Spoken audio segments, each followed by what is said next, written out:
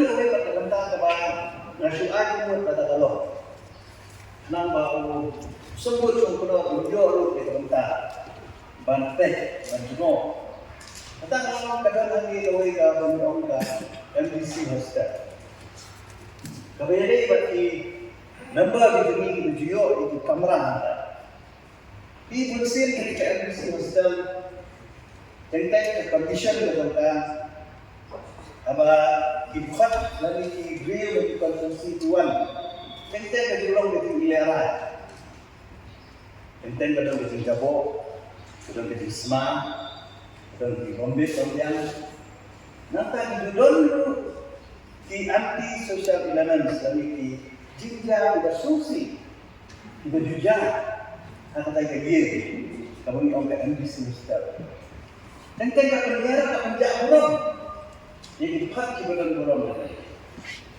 ladon dipor ibadatai kajaka kalau teman kaktem dong ikam di mampu akan keren kalau kurang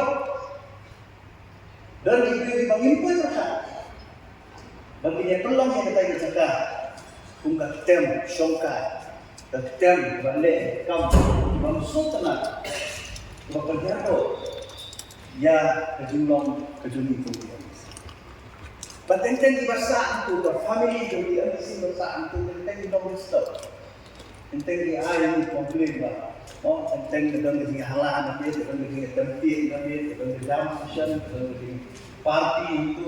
Kata-kata tepat di keluar kalau bala. Bah semua syukur, enggak betul. Jangan dikata orang mawin itu kata jangka strak rekam jangka diskusi. Tidak bisa dikapur. Dia macam ada syuting berpula sukan angin di situ. Karena kapur pemimpin serman di tempat.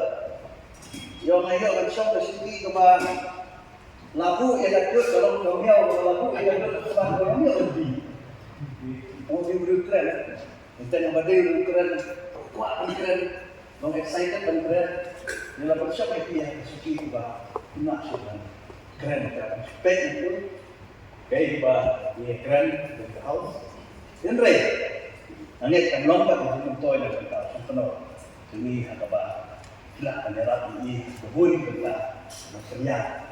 Karena itu bah, jadi penyakit itu, kalau kunjuk kumba penyat yang kedua surah bagi nomlong syahjang yang itu ayat ini pada tunjuk lah jadi ini keren kok begini nak bantah jimbit yang om najungi jadi jimbit yang kita di konsumsi kita minum untuk kunjung untuk bantah ini kesasi sih tadi you say what say akan ini yang disebut sampai Bapak terbaik bah, ketika kenti komentar, no, kalau last term juga yo disebut, contohnya menghormati konsumsi, mentah kenti yo menghormati, kalau mau hati jadi bersih begitu saya tadi sebut contohnya, jadi disebut contohnya berdoa, ilok kenti, aja deh nak ada.